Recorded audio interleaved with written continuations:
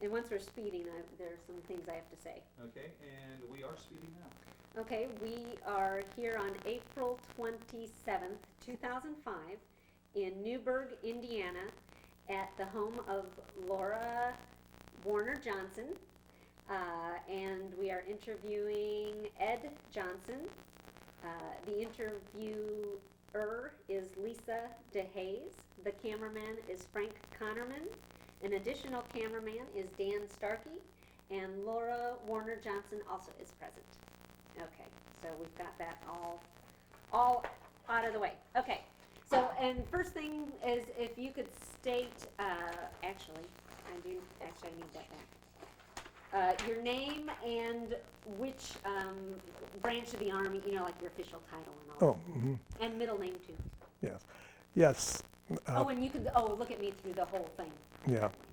Yeah, my name is Edward Johnson. I was born in Philadelphia. I moved to Indiana during the war when I was in the service. I served in the U.S. Army for a little over 3 years and ended up in this location due to marrying a girl from this area. As I say, two girls from this area. Yeah, two girls from this area. And actually, how did you, coming from Philadelphia, and you're in the branch of the Army. Now, how did you choose the Army versus like the Navy and the? Well, I chose the Army because my younger uncle, who was only 2 years older than I am, we knew, had experienced right after we got out of high school, both of us, that getting a job was a very difficult proposition because everybody knew that when you were 18 years old, you would be called up. And we decided we would go join the Navy. So we went down to the recruiting office and we took a physical and went through the usual routine. And at that period, they had a quota for each one. And that very day, we were in line. He was in line ahead of me. And a Navy officer came out, put his hand down and said, "That's all for our quota for today. The rest of you will be happy to know you're going to be in the Army." So that's how I got in the Army. So he went in the Navy and served up around Attu and Kiska and up in the Alaskan area, and I went into the Army. And from the, now, what do you call it, boot camp, or what do you call the place where you were stationed in Kentucky? Yeah, actually I was stationed about 40 miles from here over in Kentucky at Camp Breckenridge. And that's where I met my wife. I met her at a dance initially, and then I found out that she lived on this farm we're on now, and they had a lot of chicken. You know, we didn't get a lot of chicken, and we didn't get a lot of things during the war. You know, everything was in tight supply. Now, we had plenty to eat in the mess hall, don't misunderstand me, but, you know, getting fried chicken and homemade gravy and mashed potatoes and fresh, and they had cows and milked the cows and had plenty of whipped cream. So, that girl was wonderful. So I met her, and I was here over a summer, roughly, and I ran back and forth.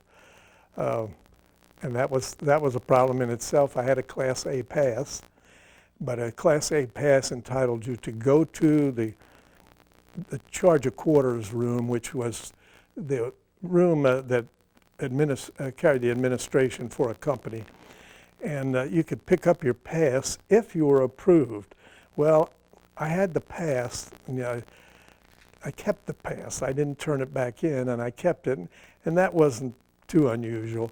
But you were supposed to sign in and out. Well, I didn't do that because some Saturdays, I would hide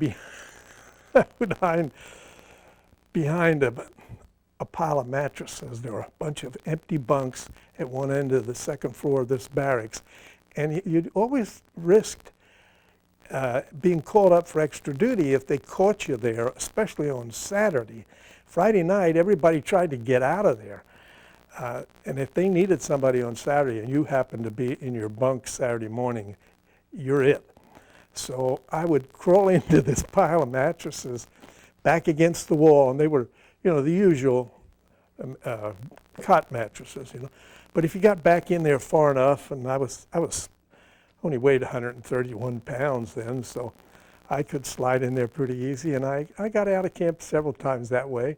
But the problem was getting back, because there was a sergeant who actually was involved with the same outfit that I was, and he lived in Evansville, Indiana, which is down the road about 8 miles down the Ohio here.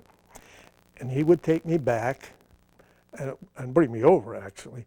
But he would take me back, but he took me back at 3 in the morning because we had to be there for a 6 o'clock reveille, and he had to be there a little ahead of that because he was the platoon sergeant. He had to make sure everybody was up and at him.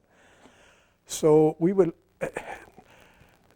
my wife, my later wife, Edna, would stay up, and we'd maybe sit around here or go to a show and then go somewhere, get something to eat, and we'd sit up till 3 o'clock, and she would take me out to the west side of Evansville where he had his home. And then we'd get in the car and barrel back to Camp Breckenridge, which is about 40 miles out, as I say. Then he couldn't take me through the gate because I wasn't signed out for a pass. The camp's a big place. It was a very large camp because we did a lot of artillery firing there. So I would have to run then about 30 minutes across the camp to get to the barracks. Of course, I'd die doing that today, but those days I could run. And run about 30 minutes, get across there, get upstairs, get to my bunk, and maybe get 10 or 15 minutes before reveille. In no time at all, the CQ was snapping on the lights and telling everybody up, So this was a routine that went on all summer. So it was hard on her too, because she was involved out here on the north side of Evansville. Chrysler had a plant where they made ammunition, and she was a secretary to one of the bosses out there. So she had to be at work at 8 o'clock. So she had to come home from Evansville from 3:30, drive back here about 40 minutes, and then get cleaned up and get ready, get some breakfast and go to work. So we had a rough summer, but it was worth it. So now, you said you met her at a dance. So how did those dances work? She came with a bunch of girls? Yeah, she had a friend who consistently came to those dances, those USO dances. And this girl actually lived in Evansville, and they worked together. And she invited Edna. She said, "Why don't you come on out?" Edna never did go for that very much because, well, for one thing, she was kind of isolated out here, In those days, there were about 3 houses between here and town, believe it or not. I mean, this was a very lonely place. I mean, it was all farm country. And she couldn't just take off, tires were at a premium, gasoline you had a ration card for. This was a problem. But anyway, she stayed down and consented to go to the dance once. And then we talked some at the dance, and I don't remember exactly what we did next, but they had a picnic, I know. The same girls. There were 3 of us fellows and 3 girls, and then we went to this picnic with the girls, and then we sort of broke away from the rest of them and went on from there. And then, of course, just before I went overseas, I gave her the ring, and we weren't married until I got back, though. I didn't want to do that because I didn't think that would be very advisable. In the infantry, you don't buy green bananas, So that was pretty much the way it happened there, and we really went on. And we were, as you know, we were married, and later I worked here in the post office in town here for a bit, and then I joined Lever Brothers, the big soap manufacturer, the Dutch soap manufacturer. Stayed with them about 7, 8 years, during which time they moved me to Martinsville, Indiana. And then, like most big companies, they weren't happy about that. Shortly after that, they moved me again to St. Louis for 2 years. Then we decided we didn't want any more moving, anything like that. So some 45 years ago, we decided we were going to stay in Martinsville, which we did. And so we raised, Hadn't thought of that. Actually, we'll go ahead and sign. And there's actually a, well, yeah, we don't want to let it ring either. Is there a thing to turn the ringer off on that? You want me to check? I can Uh, let me roll tape just a second. Okay, anytime.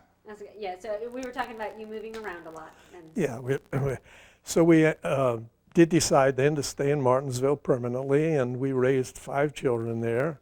Now there are 7 grandchildren, and they're all into different things in different areas. Several of them have traveled a good bit, and we get to see them quite often. And Laura has her family. She has 1 son that has 4 daughters and 8 great-grandchildren down in the Nashville, Tennessee area.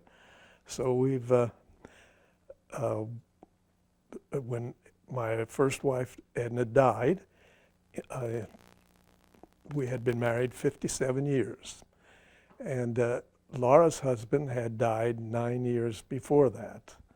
And we came down frequently to see her, you know, so it wasn't like, you know, didn't have to pick her up in a bar or anything, you know. now, was he in the war too? Did you know him back then? Alfred, no. See, he farmed this place. He had been a farmer all his life, which is probably part of what did him in the end, because farm life back a few years was really more vigorous, you know, when they walked behind the plow and hitched up teams and that kind of thing. It was a tough job, but he passed away at reasonable age. But you know, so then we were talking, and I came down to see her and a few things, and we went on from there. And then we just sort of drifted into this. And one day we were out in Kansas City, and I told her, you know, we ought to get married and save all these buying 2 rooms all the time. So we did. We came back and did that. Well, that's good. Now you're traveling all over, it sounds Now, like. well, now we're trying to. Well, we're both at the age where, you know, everybody says, well, go while you can. So we're going while we can. And that's pretty much the size of it. Now you were from Philadelphia and you came to Yes. Kentucky. Was that like a rude awakening, or what was it like? It was a rude awakening in the fact that, you know, I was born in what I always refer to as the concrete canyons, in a row house in a city where houses have a common wall for the entire block. I mean, there's no break in the houses. Everyone's built against the next one. And yes, it's quite a difference. You look at the space around here and think, well, you know, I used to play hockey in the street. We played hockey on roller skates. The police would actually block the end of some streets off for us, and we would play street hockey using the curb, of course, as the outside boundary. And we'd have a goalie, and we'd use regular hockey sticks, and we had a real hard ball, much like a tennis ball, only a little smaller. And we'd bat that thing around, but you had to keep it on the ice, so to speak, which was really on the street. And we'd play hockey, street hockey, and the entertainment there was, on a hot summer's day, there was a city pool, or the police again would come around, and they had a contraption that fit on the fire plug. If it was a really hot day, and this was just a homemade gadget that actually was nothing more than a plate that was in a threaded coupling, and it had holes drilled in it, and it would just put out a tremendous spray of water. I mean, it covered an area about as large as this room we're sitting in, and we'd spend the afternoon running through this spray, yeah. And then a few occasions we'd find a lot, play baseball on. But then, yeah, then when I came out here and I saw how much ground there was, really, how much open area there was. I was really rather surprised. I had had a chance to go into the mountains of Pennsylvania when I was a kid. I spent a lot of time in the mountains of Pennsylvania just for the fun of it. but never any big, wide open level spaces like this is. And when we got to Kentucky, that particular camp was an enormous camp. I think they had like 133,000 acres because, well, we had artillery ranges there. We fired 105 howitzers there. And they had ghost villages and all for training purposes, you know. So, it was astounding. And I remember distinctly that there was room enough that about every third Saturday night, now we were infantry, but about every third Saturday night, we had this little routine we did where at 9 o'clock on Saturday night, you would go out and you would fall out with a full field pack, take off from the camp and walk until 6 in the morning. We'd do 25 miles. When we got out there, 12 and a half miles out, so there was a lot of ground, a lot of open ground. We weren't always on the reservation, but I mean, we in a lot of open country. We'd walk 25 miles out, and then unless you had blisters bigger than $50, you had to also walk back. Now, they had hot coffee out there, and we'd take a break for probably 30 minutes, you know, and then we had to be back in camp in the morning. We'd have to be back at camp, you know, by 6 in the morning.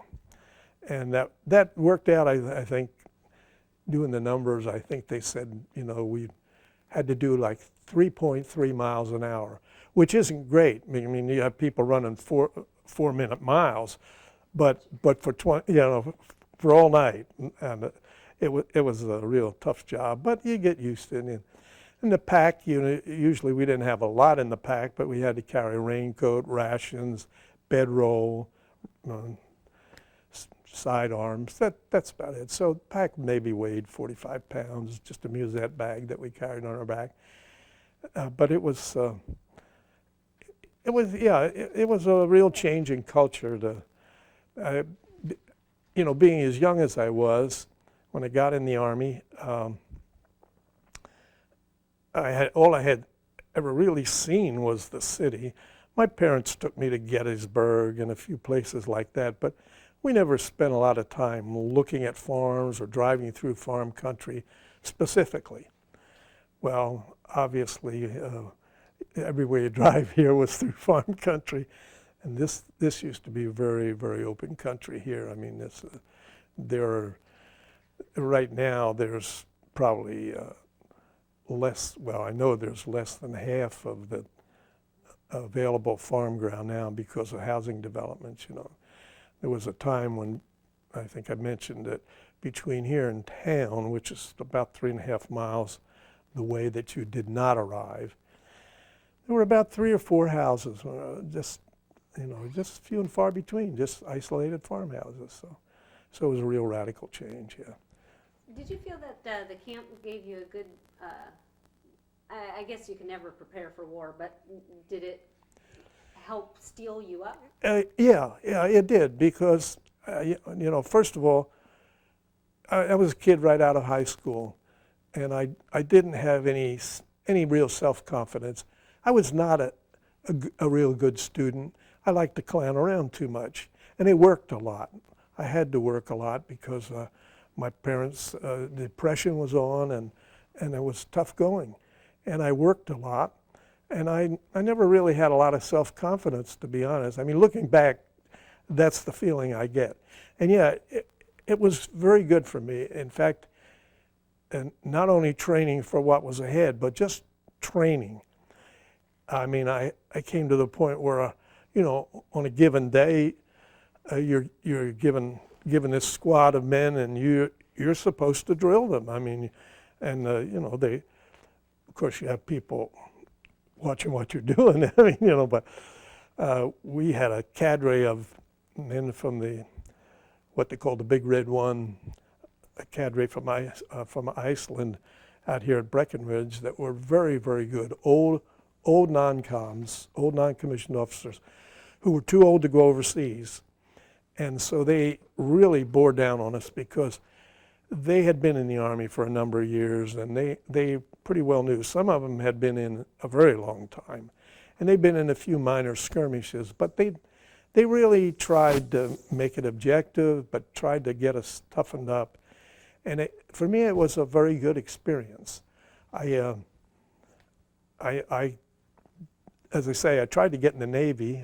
I wasn't delighted at first that I got so close and got cut off, but I was glad that I ended up where I did. I tried once to get in the Air Force. I couldn't do that because my eyes were bad. And but when I got in the infantry, I was satisfied. That's kind of hard to explain, I suppose, but the reason that I felt satisfied was there. As time went on, there was a certain camaraderie that you know, these people were closer than my family. They were closer than anybody, you know. And you know, as time went on and things got bad, you know, we depended so much on each other, and you know that led to a multitude of things. But we really did care about each other, you know, and you knew that they cared about you because they were depending on you as well. And it just, I don't know if this is a particularly good time to mention this, but one thing that always strikes me is that there was a kid from Michigan, from Flint, Michigan, and when we got over there, overseas, we had just gotten in France, and they sent us out. At that point, I had been to a specialist school for 50 caliber machine guns. So I was supposed to know everything there was to know about 50 caliber machine guns. So always, we were with a 6-gun battery of 150 millimeter howitzers, 105 millimeter howitzers, excuse me. And on the flanks, we would have to have a 50 caliber to protect the open flanks so that nobody could rush us from the side, because these guns were staggered, but they were all within pretty much a given area. So they send me out there. We dig a 2-man foxhole. We set up this 50 caliber machine gun, and I go the other end and I make sure they got theirs and it's operating right and all. Then I go back and I spend the night with this kid in this foxhole. Well, we had a 2-man hole, pretty good size hole. He's got a bazooka. Well, we'd fired a bazooka once. I mean, that's the extent of our training. Once you fire a bazooka. The only thing we really learned was don't be standing behind it, because the flame shoots back about 30 feet, and if it's really heavy charged. Well, we thought we were pretty good with this thing, you know, when we fired one round. Well, eventually a light German tank came, and we were scared. I mean, we were really scared, beyond anything I'm able to describe right now. We just looked at this tank, and he came up the road toward us from the flank. He came up the road, and then he stopped, and he turned around, and he went back. And just when he was up there, we figured, oh, well, he's going to come right at us, so we got to fire this thing. We knew the 50 caliber wouldn't do any good with that, so we're going to use the bazooka. Well, we were so good with his bazooka that when he turned the other way, then we got nerve enough to fire at him. Well, it was obvious that somebody was, you know, at the periscope of the tank looking where they were going, because they were staying in the road up to the point they tried to turn around, and they did successfully. We fired this rocket at this thing, and I don't know where it went, but it didn't go there. So we're scared to death, because we thought, you know, in our mind, oh, he might have heard it, or he might have seen the flame or something. Well, he didn't. He kept chugging on down the road. Well, before he got totally too far gone, I mean, probably 300 yards away, which was an impossible thing to hit him with a bazooka anyway, because they weren't anything like that accurate. But we fired again, you know, and when it was over, we were terrified. I mean, we were both just shaken, because we just was so sure he was going to turn around, and he had a 30 caliber machine, well, 7.6 millimeter machine gun on the front of the tank, you know. we were just so sure he was going to come and blast us, but I never will forget that. That was my first experience. Just I think it was the first night, maybe it was the second night. Had walked a good bit inland, and we were all so scared, you know. And it was just so good to know those other people were there, you know. So I mean, you just depended so much on other people. So it really did me a world of good, and I think they did a good job of training. Yeah, you knew what not to do, you know, because there are all kinds of incidents. We had people that would at one point we had a deal where you use a live grenade. You know, well, you're in a pit. I mean, in a foxhole. So they give you all kinds of warning, you know, procedures, what to do, what not to do, and they let you throw this grenade out and teach you how to handle it and how to throw it and what to do. Well, once you take the handle off that, you know, pull the pin. There's no putting it back because there's a little piece of the chemicals work on a little strip of metal in there, and it's going to go off. And we had a fella from South Philly.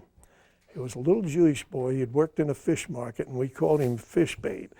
And he got this handle off, and he decided he didn't want to do that anymore. So we're all behind him, you know, in that foxhole. But fortunately, there was a man, a lieutenant named Philip Brinkman. He was a first lieutenant.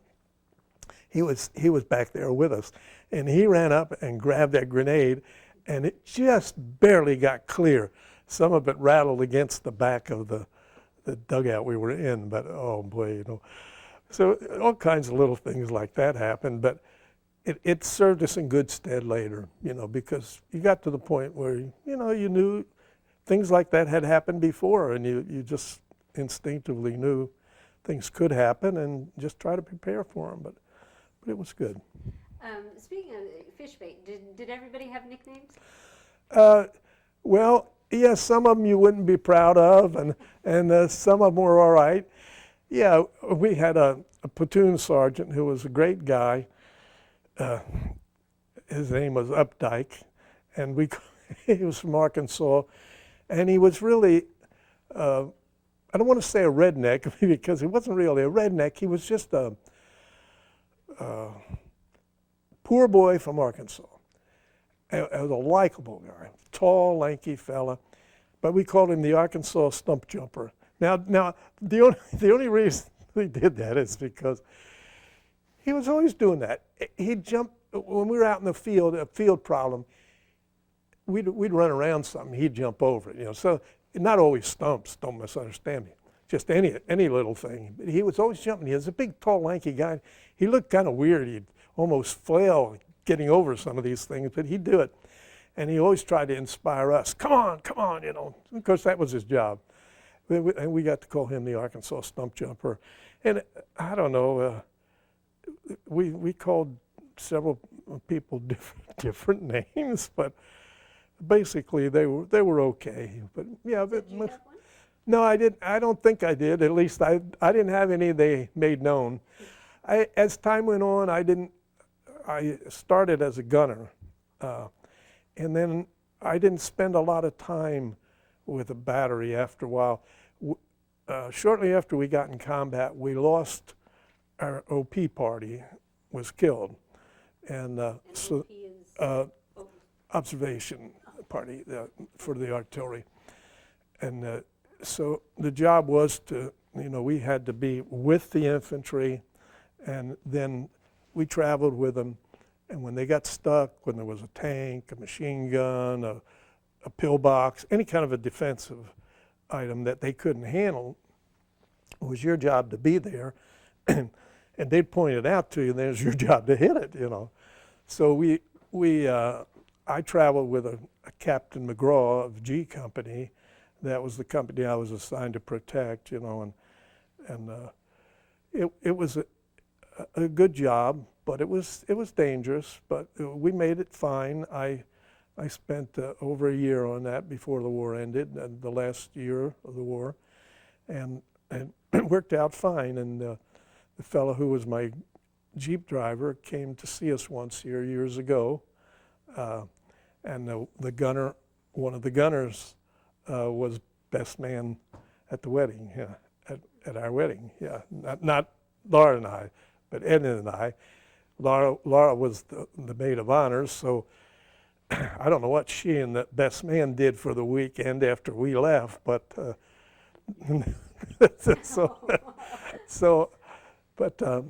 yeah, it was an interesting job, really. You know, I don't mean to make too much of it, but we had a lot of really experiences that I thought about and look back on later. You know, we did so many foolish things, you know. I don't know. This Captain McGraw was a good, really good fella, and he would just try to protect me all he could. You know, if I had to go really forward or get on something high to see what I was trying to shoot at, you know, and then you had to stay there for a few minutes because they use a system called sound and flash. I would call back to a fire direction center, and I would tell them something like, battery adjust, shell HE, charge 5, few delay, up 250, base deflection, left 5.9er, battery fire 3 rounds for effect or something. You know. Well, then they'd process the math, and they'd send it to various guns that would be located in little bit different positions. And then, of course, I went on wall to drop on that one spot. And then you had to just stay there to see if they all did hit, because if they didn't hit, then that's when you went back in and corrected the elevation and the deflection so that, you know, they'd move the guns a little bit this way or up and down a little bit. And it got to be a real interesting job, you know, but it wasn't, it was just one of those jobs when you had it, you just always thought you were going to be okay, you know. You just never thought about anything else happening. But the two fellows that had us before, Pike and, what was his name? Anyway, they were killed doing it, but we made out pretty well. The worst I ever had, and I think I had that piece of shrapnel around here, I think, but I had an SCR 300 radio on my back. They don't use them anymore, but it went from below my waist, really, in a shoulder harness, and I'd use that to communicate with the Fire Direction Center. Well, I got caught in a mortar barrage, which was not unusual. I mean, and one piece went right into the battery of the radio, but it was fortunately a real thick battery, and it's about a 1/2 inch square. You still see a little of the threads on it, you know, where it was part of the fuse of the mortar shell. But, you know, there were a lot of things like that happening. You know, I'll tell you the truth, you know, they talk about no atheists in foxholes. Well, and I don't think that's true, but I think, you know, I look back now and I think of all the times I was laying in the mud with, literally in the mud with a kid named Shanks Williams from Indianapolis.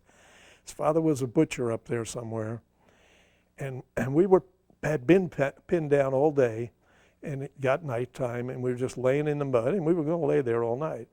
And then they got zeroed in on us, and they didn't have 88s there. They had mortars, and they had these 240 millimeter mortars. They're huge deals, and they kept hitting close to us. They're bracketing us. And they didn't have anybody that could see us, but they just felt like, you know, it's a good, we would do that sometimes, just say random fire for effect, you know. And they were doing that. And a mortar shell landed just not 50 feet behind us, and if it would have gone off, we wouldn't be here talking about it. But as it happened, it did not go off. It buried in the mud, and it was probably a dud. By that time, a lot of the German ammunition was being made at the Skoda Arms Works in Czechoslovakia. And there was a lot of it didn't go off, fortunately, because the people there were sabotaging it on the line, you know. And things like that. And then another time, I came around a corner and there was a German instrument called a Nebelwerfer, and it was like an old Gatling gun, only it fired small rockets, but it was just a small battery, about 2 foot square, full of rocket tubes, and it would just fire all of those at once, and it just pulverized in there. And I came around a corner, I heard the thing scream, and you could hear it scream.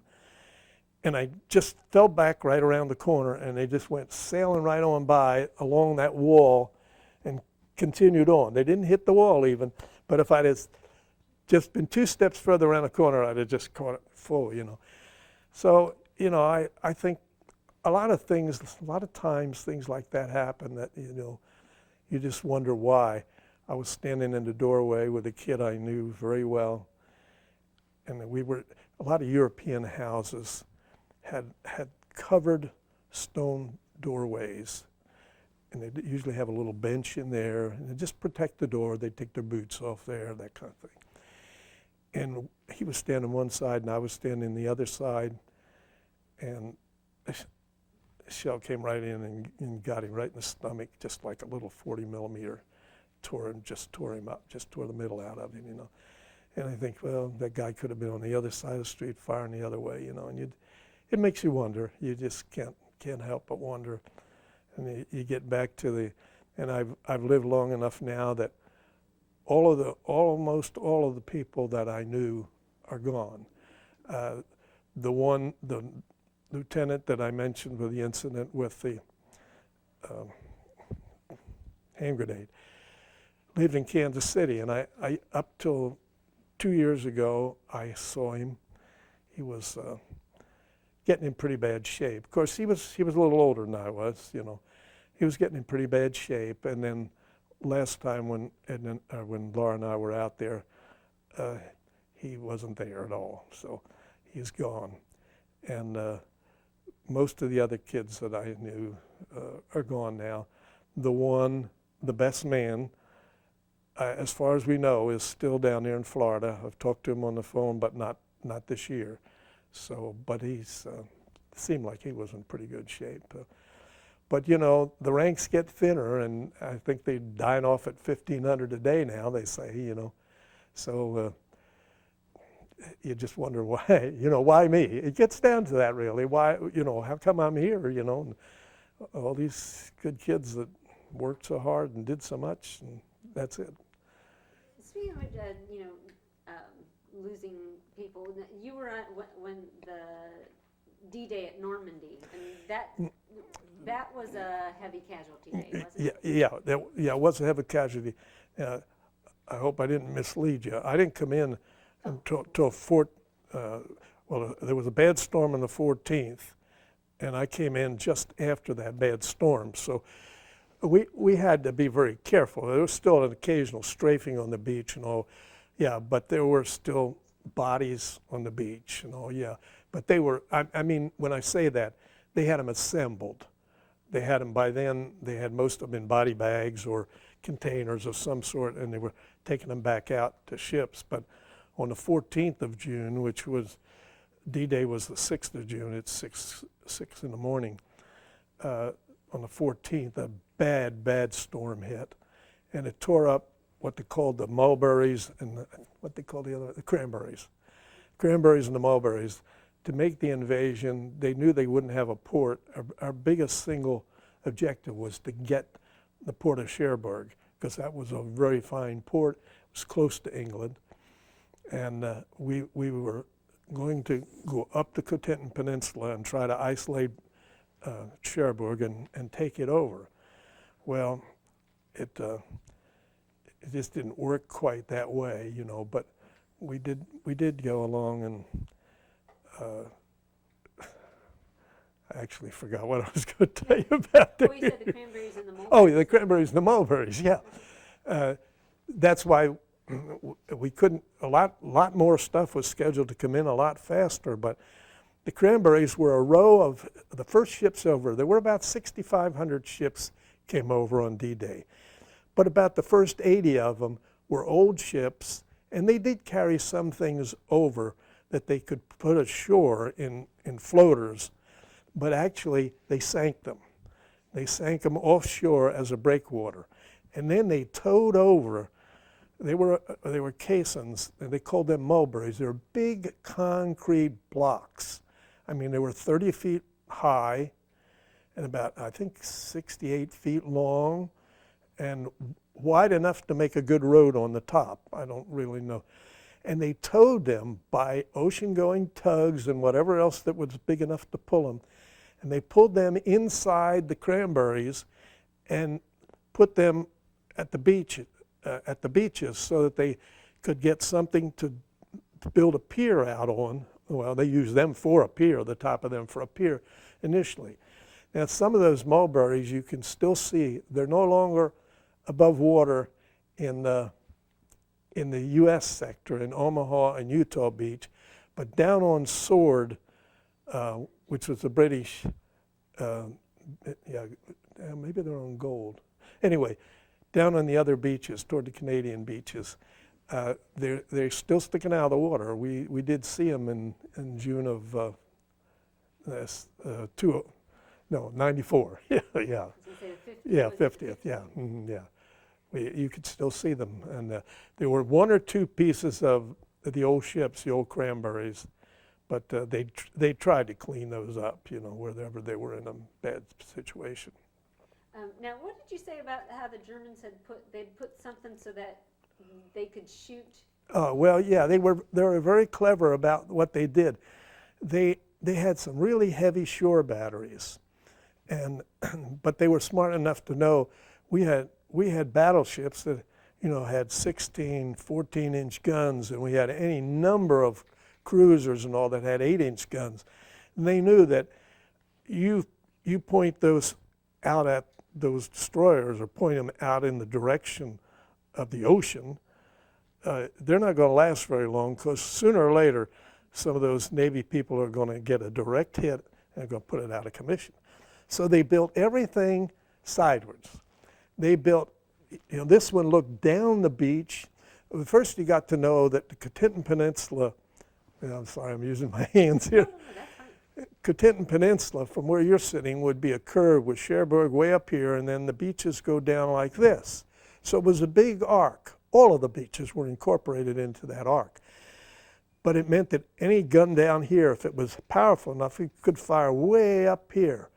And that's what they did. They covered each other. Nobody fired straight out. No guns were set to fire straight out.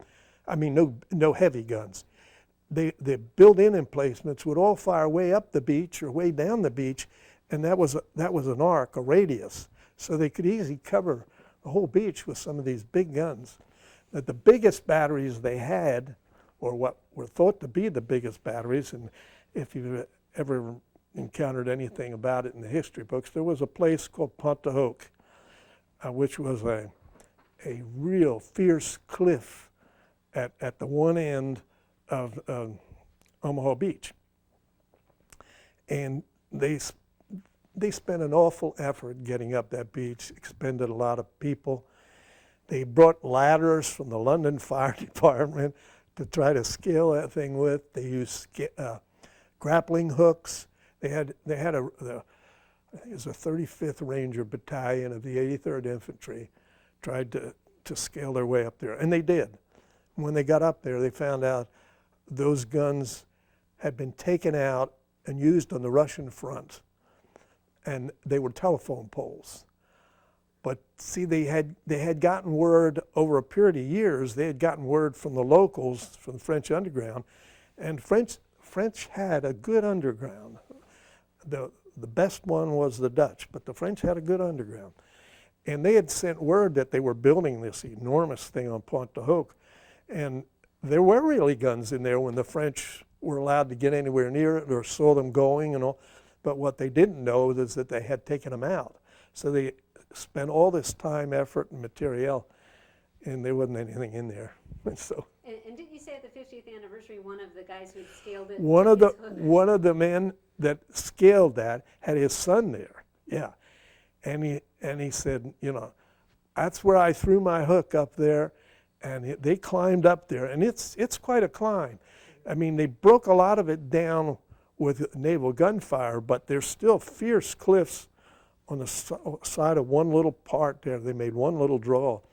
Yeah, and he went up there with his son and got his grappling hook. Yeah, it was amazing, you know. But nobody bothers it. I mean, you know, it's actually a summer resort now. But Pont de Hoc, the water's rough. The cliffs are not anything anybody want to mess around on. They're unsafe, and I guess nobody really tried to collect souvenirs off there. So he found his grappling hook. Yeah, it was interesting. Yeah, but his son liked that. Yeah, but yeah, with his son, you know.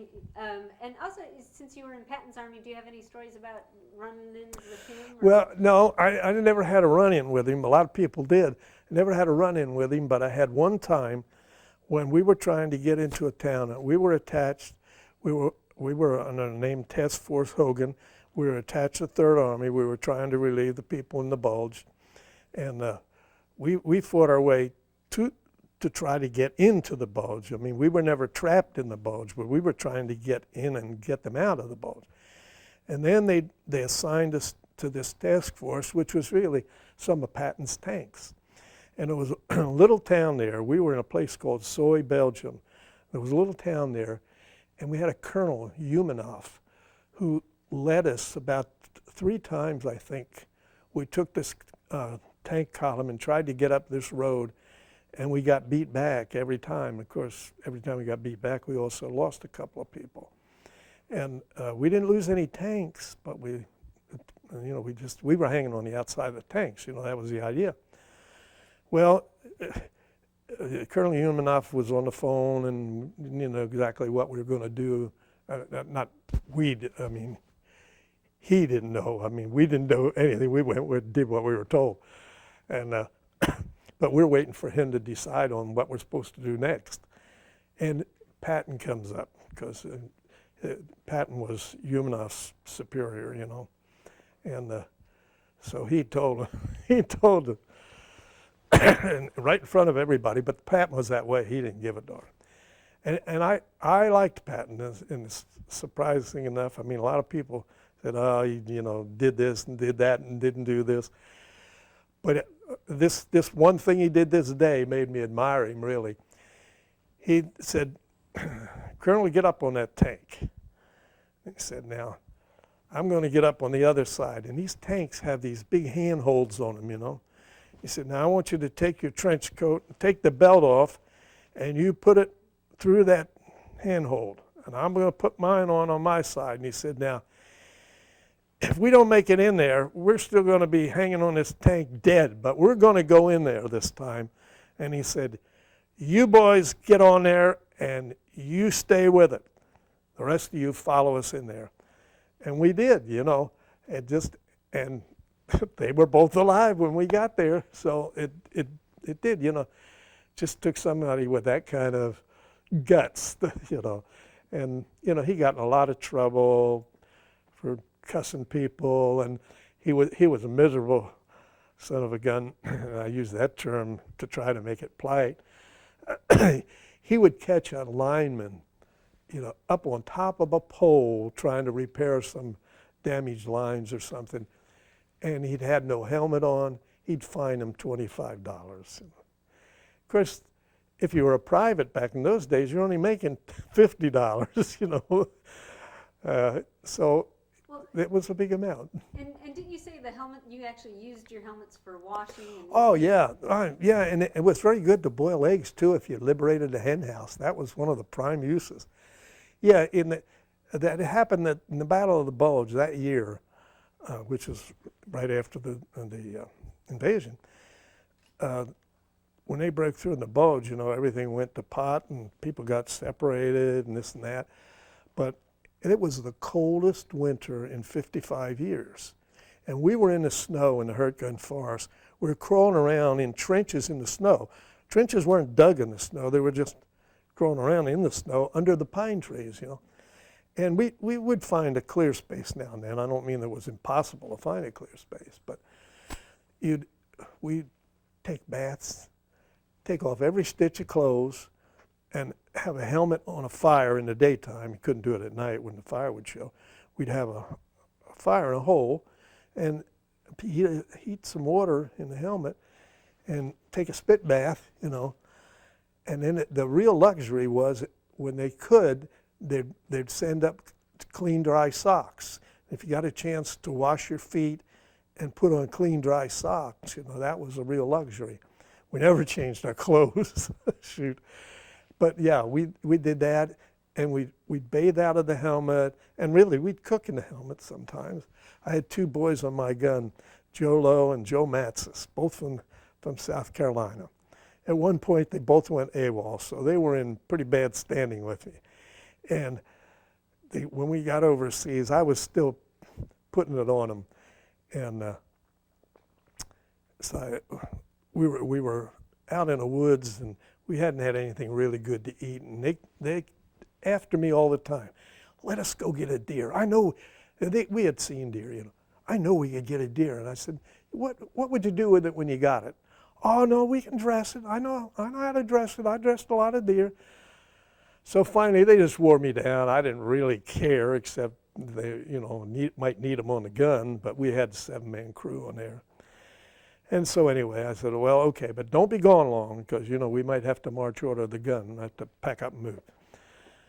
So they came back and they had this young deer. And they knew what they were doing. Apparently, they spread its back legs and put a stick between its legs and hung it on a branch of a tree and gutted it. And they went at it like they really knew what was up, see. And so then eventually they're ready to start getting it cooked, you know. Well, what do we got to cook it in, you know? Well, we got an old bucket. Well, not an old bucket. It was a very substantial metal bucket.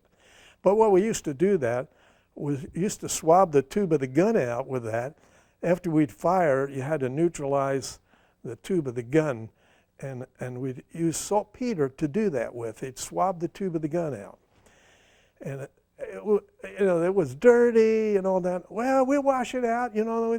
So they put that thing on the fire, started cooking that deer meat.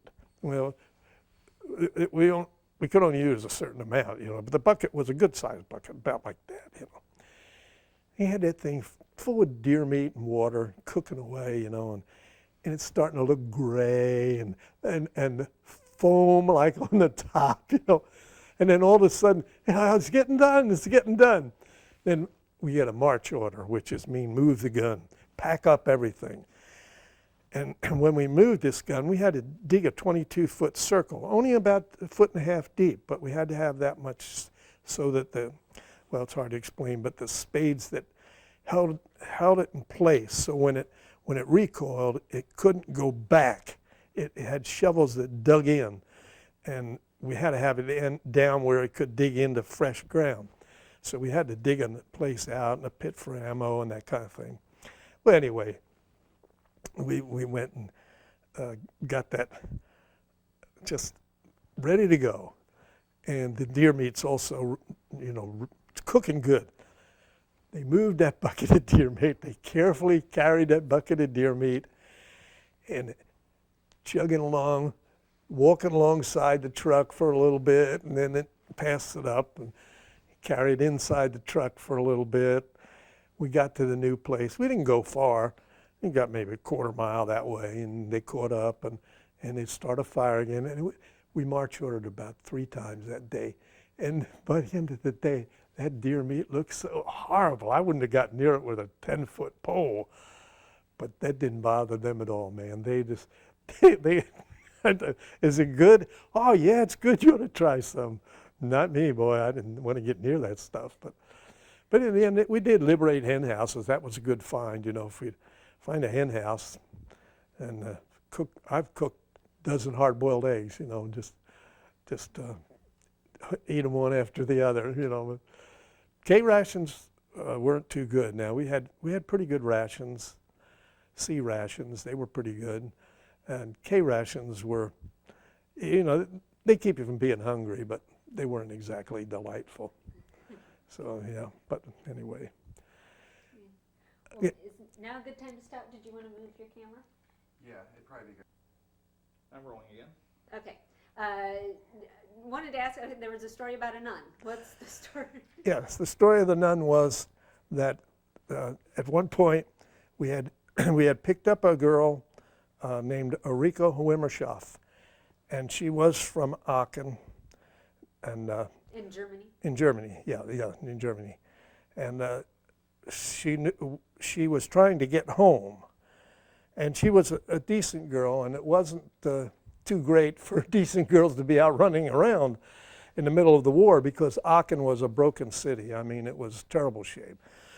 So the captain at that time, a captain named Edney, told me to take another sergeant, Sergeant Patrick, and myself, and take her in a car. And what we had to use was an old German Opel. That's a manufacturer's brand of car, an Opel. And it burned benzene, as did all German mechanical equipment. They didn't burn gasoline, they burned benzene. So he told me, okay, see if you can get this girl back to her home. So we did. Started out. Well, the first thing, we didn't have any benzene, so what we had to do, we had to watch for German cars on the way. When we'd find any German car, wrecked or otherwise, or even not wrecked, I'd wreck it. I'd get underneath with my trench knife, my helmet, and I'd jab the gas tank, and I'd bleed out all the benzene we could get. And we'd put that in a car, and we'd go again. And we had to do that 2 or 3 times till we got back to Aachen. But by the time we got into the edge of Aachen, there was still small arms fire in Aachen. It was kind of a dangerous place to be. But this girl knew, I never will forget, she lived at 278 Hattingerstrasse. And we made our way there. She knew which rubble piles to go around. And then about that time, we got her home. About the time we started back, it was getting dark. And we were really kind of concerned because there was small arms fire in several directions around us. We weren't sure where the fronts were. We were out of our company's area, you know. We didn't know who the company was even that was in the area. Well, we had to start back. We had to get back. So we knew we were going to have to get more gasoline and all of that. And we started on the way, or more benzene. Started on the way, and it started to get really dark in these shelled out buildings, you know, and rubble piles. And we couldn't remember, did we turn this way here? You know, and we were pretty bad off, really, as far as knowing where we were or how we were going to get there. So we were, I don't know, 30 miles away in a town called Letmata. And I went just thinking, well, gosh, I don't know what we are going to do. And all of a sudden, there's a nun standing right there, the side of a road. And it isn't a road, it's just trail between rubble piles. But there's a nun standing there. So we pull up, because if nothing else, I'm going to ask her how to get out of here. And so we talk to her and ask her, you know, we're trying to get back to Letmata. And she said, well, I want to go to Hohenlimburg. The Hohenlimburg's about 6 miles past Letmata. We knew where Hohenlimburg was. We had some troops in Hohenlimburg. She said, I'd like to get to Hohenlimburg. She said, I'm supposed to go there. So, well, oh, that's great. And she said, you think you can find the way? Yeah, I can find the way. So she did. She took us, and we had to stop again with flashlights banging in a gas tank. But we did. We made it back, and we took her down to Hohenlimburg because we could move in that area because they're our people. We knew the passwords and everything. We took her down to Hohenlimburg and left her there by the church. And nothing more was said. I mean, we were happy we were back, and we went home. Well, in the ensuing days, Laura, there's... Yeah, you can go ahead that way if that's all right. Sorry. Oh, no, this is... Ask him not to... We got about 5 minutes left on this tape. Okay. So I went down to Hohenlimburg with her and left her at the church. And in the subsequent days, I was made Burgermeister of this town, of Hohenlimburg, because I had the advantage of being able to speak three or four words of German, which nobody else right there had. So they set me up in the Burgermeister's office. So one day, the priest was there because he had something he wanted to discuss. And I asked him about the nun. You know, I said, did she make it back okay and on? And he said, son, we haven't had a nun here. I said, for 2 years. I said, they all left before the war. I said, we hadn't had a nun here for I don't know how long. And I never did find out, you know, anything more about it than that. And I've always just been absolutely mystified, because no civilian in their right mind would try to pull off something like that. I mean, Well, yeah, because she was German. yeah. And you were American, so she knew that. But, Yeah. but she was dressed in a nun's outfit? Oh yeah, that's how I knew she was a nun. She had a habit on, you know, and all, and she had all the paraphernalia of a nun, but I just don't know. But never did find out any more about her. I knew an insurance man, and I got to know an insurance man in the town very good, very well. A man named Walter Schlepperman. He spoke very good German and very good English. So a lot of times when he got past me in some of the technical things, I called Walter Schlepperman over, and he said he didn't know of anybody that was a nun or anybody that had a habit in town. He said so. So I never. What do you think she was? I have no idea. I have no idea. I've thought a lot of times about what was she. You know, I don't know. Just don't know. A guardian angel. Maybe, maybe not. I mean, you know, I've never Is been. it now good? Oh, I was going to let him stopping finish up, but yeah, let's go ahead and stop tape now. We Okay. got.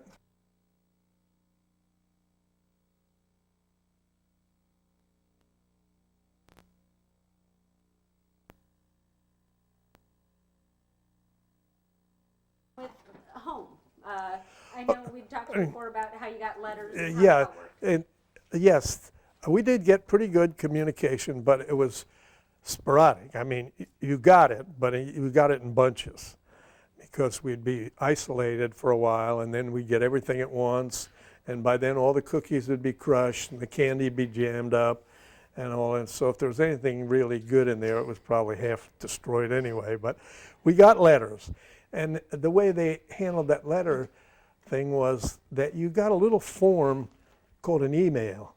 It had a space of 4 by 6 inches on it, and you put an address, a heading on there of who it was to. You wrote your little message, and you put it in a special envelope. It was a windowed envelope that coincided with the address lines, and you mailed that in the company. Then somebody in the company had to censor it to see that you weren't saying anything you shouldn't have.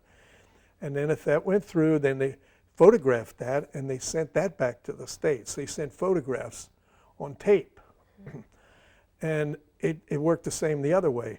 They got email blanks here. I guess you could pick them up in the post office, couldn't you, emails, and they'd send us messages the same way. So there was nothing personal about the letter other than the message. But I mean, it was a mechanical form, and that well, it saved a lot of tonnage, you know, sending mail back and forth across the ocean, you know. Yeah, I had no idea, because, you know, like in movies, they show, you know, somebody reading like a... Yeah, Dear John letters and all. Yeah, no, it didn't work that way. You didn't even get a Dear John letter. If you got it, it was on a little 4 by 6 squeezed in there. That was the only way you got mail. Once in a while, when the situation was better, they'd try to get regular mail through to you, but mostly you got V-mail, and they encouraged you to use that because of that. And it worked out good, and they did a fairly good job of getting us mail. It wasn't bad at all. And the worst problem of that sort was that, you know, you carried everything on your back, and those things that you couldn't carry on your back, personal items or extra items of any sort, you left in your barracks bag. We didn't have the duffel bag type of thing they have now. We just had a drawstring, like a laundry bag, a drawstring arrangement. And you left one of them back with company headquarters. And every so often, like every 30 days, they'd bring them forward if you were in a position where they could. Bring them forward, and you could go through them, and if you had put some old candy in there or something, you'd dig it out, and it tastes like great, you know. But it was, they did a good job with things like that. And then as far as eating was something, when you were in combat, usually you got fed once in the morning just before daylight and once in the evening just after dark. And the way they did that, they had the food in what they call them, mermite cans, I think, but they were like insulated containers that had snap-closed lids and all. And they'd bring them forward after dark, quietly as they could, and they'd set them up, and they would bring all the mess kits, and they'd just have a box of mess gear there. None of it was necessarily your own. You just got a mess kit, and they'd slap some chow in it for you, and you take it, and you don't even wash it.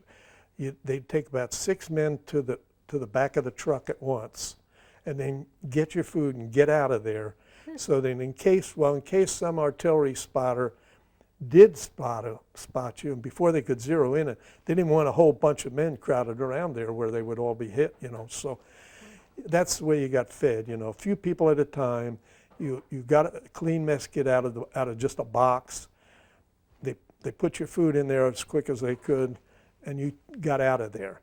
And then when you were done, you took the mess kit back to the box and threw it back in. And then during the day, they took them all back there. They washed them, cleaned them up, got them ready for the evening meal, and then send them out again with the chow that night. But that's the way we ate most of the time. So were you always, even though it was a large company, were you always in smaller units? And you meant Yeah, a lot of times you were even down to squad level.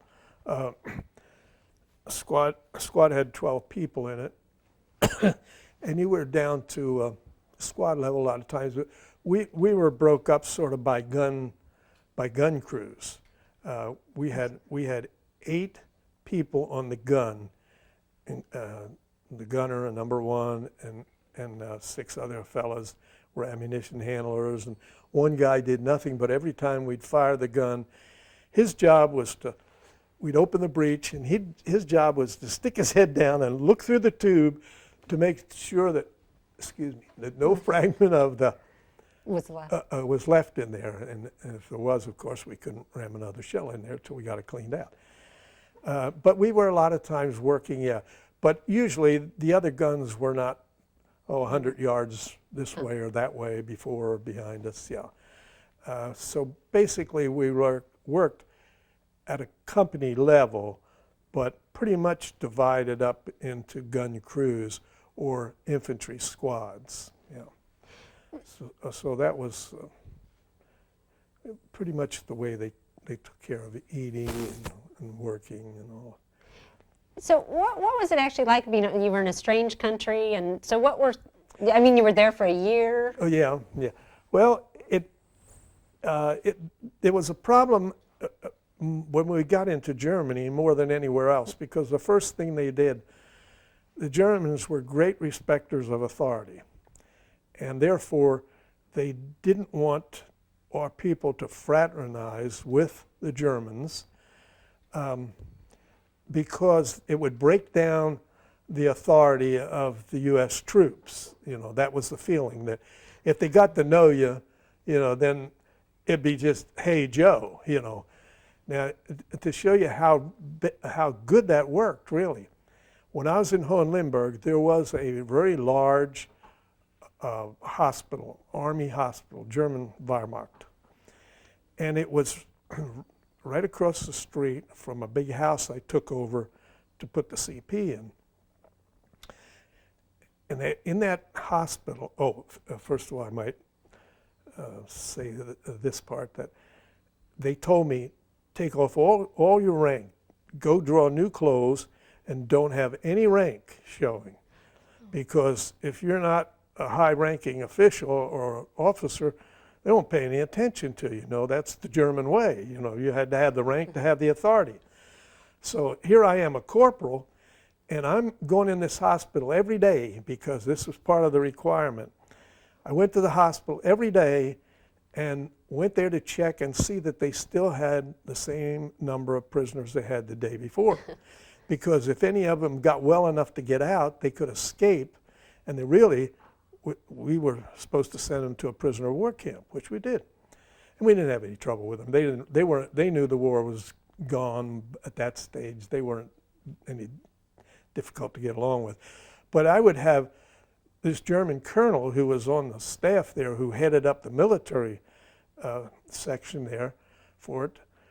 He would go ahead of me, open the doors, call everybody to attention when I walked in.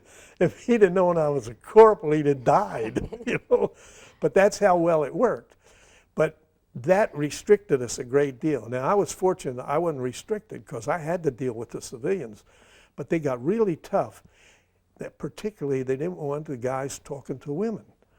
So it was a $65 fine. Now, when you make, you know, and a reduction in rank, if you had any rank, if you're only making $50, because privates were only making $50 a month, $65 was a big blow, especially if you were sent at home to a wife and kids or something, you know.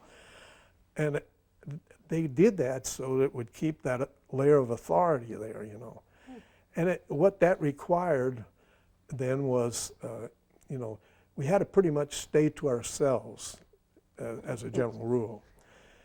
Then they told me, you know, you can't expect these guys to sit around forever and not get involved with the civilians, you know. So I went and got a bar. I took over a bar, and then I sent some people up to a slaughterhouse that had a facility to make ice to get the bar open again. And the bar was adjacent to a theater, and there was actually a connection. In civilian times, there was a door between them, so people come to the theater and then go to the bar. And so I took that over for that. And when I keep saying I took these things over, I mean, I was authorized to take it. This was nothing that I had anything to do with. I was told to do this, you know. And I ran into a lot of difficulties even when they told me what to do, because we took over this small, not concentration camp, but what they call DP camp, displaced persons, slave workers. About 200 people in there. And the first thing they asked me after food was, could we wash our clothes? Well, he said, you know, there's a big swimming pool there that the German guards use. So I thought, yeah, oh, that'd be good, you know, I'll let them wash their clothes there. So I told him, yes, you can all wash your clothes in there. So I had the guys open the pool gates and said, just let them go wash their clothes. Oh, man, about 2 days, a colonel came down, the regimental commander, Duffner, Colonel Duffner. He came down and he chewed me up and down till you wouldn't believe. I'm still red back there, I think. He said, what are you going to do when that water gets good and soapy and it's filthy dirty and these people start getting sick? Yeah, I was 19 years old. Why would I think of something like that, you know? But he, of course, he's, you know, he was wiser and older, and he thought of that right off.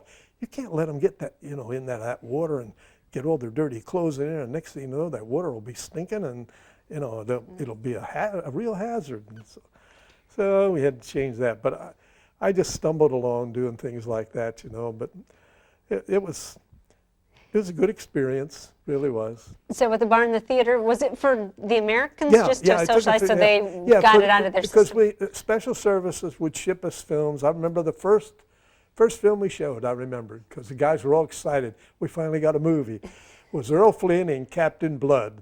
Now, I don't know, you're too young, I think, to even remember that, but it was Earl Flynn as a swashbuckling pirate.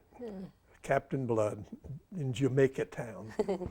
So it was, it went over good, you know. At least they had something to do in the evening besides look after these girls who were, some of them were kind of available because some of these Germans had been in North Africa, they'd been gone for 5, 6, 7 years. And when we got back to England, that was one of the things that really tickled us to death. And when we were in France, where we could do it, we would a lot of times we would be able to get fresh oranges and that kind of thing, you know, in the mess hall. And we'd take just a little sack of oranges, you know, and just get a Jeep and go out in the countryside and get to some little village where there are little kids, because there were kids now. The war had gone on. France had been occupied for 4 years. The war had gone on so long that some of these kids, you know, didn't hardly know what an orange was, and they had tickled to death. When we got back to England, we had the same situation. We used to have copper pennies, the British copper pennies. In those days, Britain worked on pounds, shillings, halfpence, tuppence, half crowns, but now they work on 100 cents, just like we do, 100 cents to the pound. So you have a half pound and a quarter pound and so forth. Well, there were kids that had never seen ice cream, never. And that was a struggle for the English, because the English to this day have the highest per capita chocolate use in the world. They use more, make more chocolate candy than any other country in the world. The per capita consumption is highest in the world. And they had no ice cream. And these little kids, a few stores started opening up with some watery stuff that we would call a weak sherbet, you know. But it was, to them it was great, you know. And they didn't have any money either. And of course we had, these copper pennies weighed, oh gosh. Yeah, and we'd give these kids all the copper pennies we could roust about and watch them go get this ice cream. And it was great fun. But we did that, raided mess halls once in a while. But in Germany, you know, that was out. You just couldn't associate with the local populace. I did manage to make a few acquaintances, just through the job I had to do, as we had a PW camp there eventually that we had 1,300 PWs in. Well, there was a big, he was talking about the Ruhr, the industrial heart of Germany. A maneuver was pulled off that trapped a whole German army in there, in the Ruhr, and they eventually, Falaise pocket, they eventually surrendered. And they all became prisoners of war in a matter of a few days. And they didn't have any place to put them, you know. They'd string barbed wire, but eventually they made decent camps to hold them in. And we had this 1,300 PWs in this camp. And that's the most contact I had with them, because I wasn't directly responsible for this camp, only that it was in my area that I was supposed to be controlling. But the MPs actually provided guards for the camp. But these guys in the camp, they had nothing better to do. They would melt down. Remember, they would get toothbrushes from various sources, including the Red Cross and shipments from home and all these German soldiers. They would get toothbrushes, and they would melt that plastic and make rings. And they had all the time in the world. They'd make the most elaborate carved rings, you know, out of just bulky rings out of plastic. But they'd want to trade them for cigarettes, you know, and because we could get all the cigarettes we wanted, you know, actually. We could buy cigarettes for 60 cents a carton, 6 cents a pack. So that's what they made the rings for cigarettes. Yeah, trade cigarettes. Well, of course, if you got caught trading, you know, it was really verboten, but when the guys would get them out on details, they'd take them out to work. They didn't just sit in the camps. They had them clearing roads, clearing old minefields, just cleaning up debris. When they did that, when the guys would get them out away from where there wasn't too much authority present, why, they'd trade them for stuff, you know, and all, because they were just like we were. They were the peons in the army, and we were all trying to get the same thing done, go home, you know. Speaking of going home, what was coming home like? How long did it take you from the time you heard the war ended to get home? And oh, it took quite a while. The war ended in Europe in August, just a short time from now. May the 8th, they signed the armistice, or the surrender documents in Reims, France. And we immediately went to an area on the old Battle of the Marne up at Compiègne, France, in an old area that's all flat limestone plains, good for nothing. It was a very tough old battlefield in World War I. We went up on the Marne and built redeployment camps, and you might have heard of cigarette camps. We had Camp Lucky Strike, Camp Chesterfield, Camp Camel, Camp Marvel. I don't know.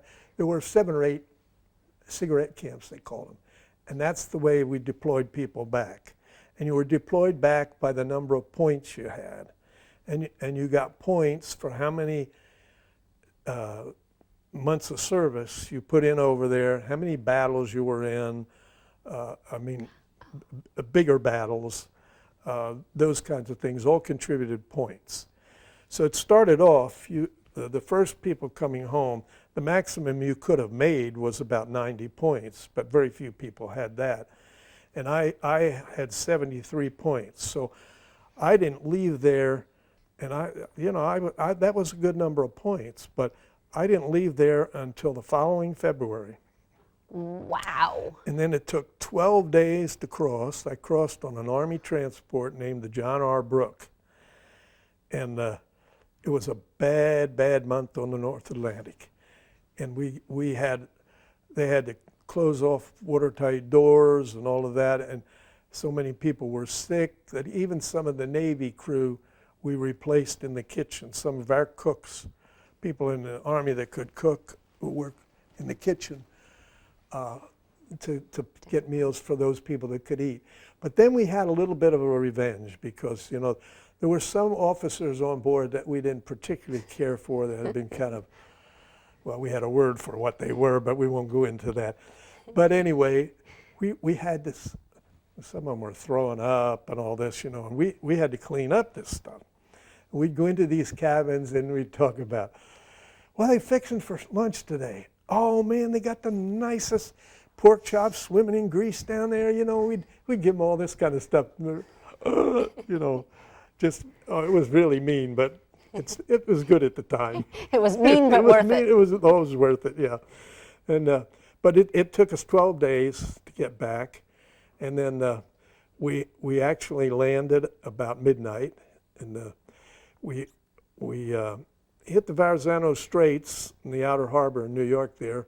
We were outside the Verrazano Bridge, and for some reason they didn't have a place for us to dock right away or something, so we we stayed out there for a good number of hours, and then it was about 12 o'clock, or thereabouts, when we got off, and it was really bad. But there were dock workers there. I never will forget this. There were dock workers there. They were very strict about what we brought off of the ship because all kinds of contraband got on the ship over in France. But one pistol per person, and a lot of things were prohibited. You weren't supposed to have any booze on the ship. Well, they didn't. I mean, they checked that very carefully. Nobody had any booze on the ship. But it was a deal that was just a great opportunity for the longshoremen. They all had booze in their cars. And they were selling these guys booze. They'd get off the ship as soon as they could get to you. Nobody wasn't looking. They'd sell you booze. In those days, you could buy decent booze for $5 a bottle, for $5 a fifth. So they'd be all working with different booze.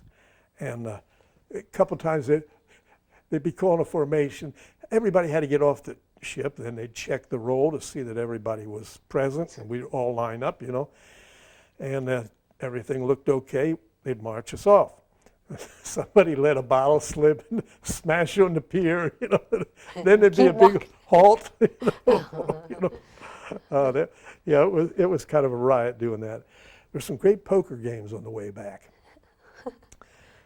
I'm going to tell you about that in a minute, but stop the tape because I just, you don't want to talk about the no, the I drank too much. We'll have lunch, and then we'll stage a little bit of lunch things, Okay. talking at the table kind of thing. He's just rolling now, so then, okay, so poker.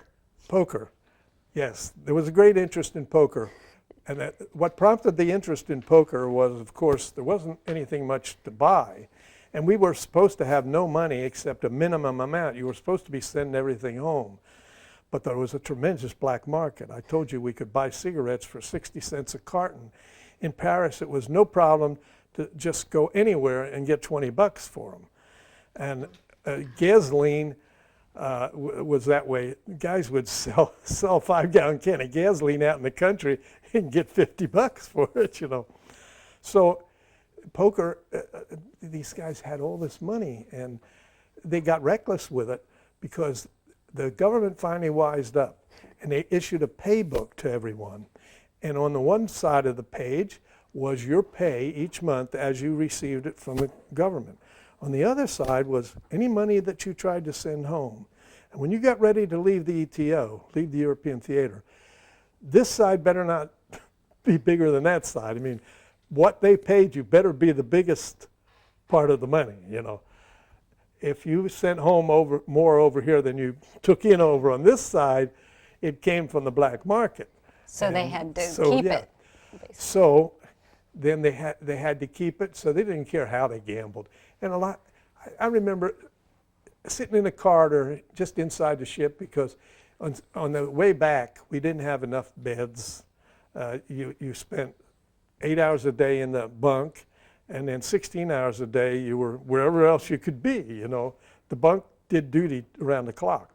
You ate 2 meals a day standing at a bench that was about chest high. You moved in like this with your mess kit.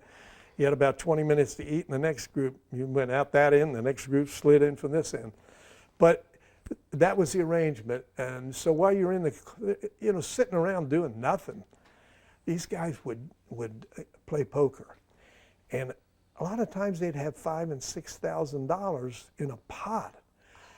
They couldn't figure out how to get it off, you know. They even checked the ventilators. When we got to we unloaded first, we went to Camp Kilmer, New Jersey. That was where they took us from the pier. And before we left the barracks, you were supposed to turn everything in, and they checked everything, you know. And guys were trying to figure all kind of ways to smuggle money out. Some nice pistols that they had, some other nice things like daggers or something that you weren't supposed to bring. And they'd even take the vents, the air ducts ran down the middle of the barracks, and they just had vents every so often. They'd come in, the engineers there on the base would come in before we left. They'd come in and take those covers off the ducts and look in there with flashlights to see that we hadn't put stuff in there that we would going to try to get back to later and take it back out. So it was bad. Yeah. What did it feel like when you first set your foot back on American soil? It felt good. I tell you, it really did. It felt good. It was. We were so tired from the ship anyway, though it wasn't as exhilarating as you might think. We were just dead tired. We'd worked, just before we came, we'd been working in the redeployment camps, and I was in Camp Philip Morris, and it was just a job, an everyday job, 7 days a week, and looking after prisoners, this and that, and packing things up.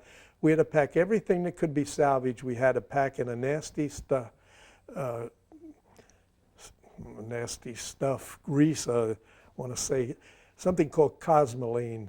Oh, it's horrible stuff. It's real heavy grease-like thing, but so that salt air wouldn't get to it. I mean, any machined parts of anything worth bringing home had to be covered in cosmoline and then wrapped in an oil paper. I mean, even big things. So we worked like dogs to get the stuff ready to come back, but so there wasn't any real acceleration. We sat outside the harbor wanting to get in. We could see the lights and couldn't get there. And by the time we got there, it was sort of anticlimactical, It just wasn't quite what you'd expect, but it still felt good, don't misunderstand. As soon as they turned us loose from there, you felt better when they had batteries of telephone booths. I mean, batteries of telephone booths. And they had operators they were in a square, and they had operators right in the center of that. And you just walk over and tell an operator where you wanted to call, she'd place the call into booth 26 and go over there, and and that's when I called Edna. See, and I called her. It was maybe like 1:30 in the morning. Well, everybody in the everybody in the family in the area knew that I was about to come home. Well, this kid that was just here, his grandfather and grandmother lived over the hill on the next set of fields over the hill there some. And she was a real busybody, the grandmother was. I mean, she knew everything. And when this was a party line, you dialed 512 F5 for this line. And the F5 meant they were all on one party. This 5 was this house, She was F2 or something, but she was on the same line. So she could hear, anytime she picked up the phone, you were talking, she could hear that. Well, she also hear a ring. The way you rung it was, you'd have 5 little distinct rings on the F line, and anybody on the F line would listen to see if it was that our ring. Well, she'd always get on everybody's conversation. We're on there that night. I could hardly hear. It was a long distance. The phone line wasn't too good. I was tired, and I was trying to talk to Edna, and that you can tell when somebody gets on the line, it pulls the line, the volume gets worse, didn't it? And got worse and worse and worse, So it was so the homecoming wasn't all that great, really, other than getting here. But I mean, the actual process of setting foot back in the U.S. wasn't that great. It just came off more matter-of-factly. So when you got back, is it at the? An hour and a half, so Okay. So this will be the last question on the tape. Once you got back, were you released back as a civilian, or how did? Actually, I signed up right where I mustered out. I signed up for 3 years in the reserve. I did that because they were already screaming about what was going to happen with the Russians and all of that. Right.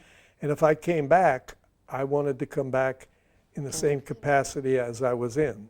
So I stayed in the reserve, in the active reserve for 3 years, and then I put in one more hitch in the inactive reserve, and then I didn't go anymore. Okay. Yeah, so that terminated my association with the U.S. Army. Well, that seems a good place to stop then. Okay. Tape is rolling. Okay, so since it's rolling,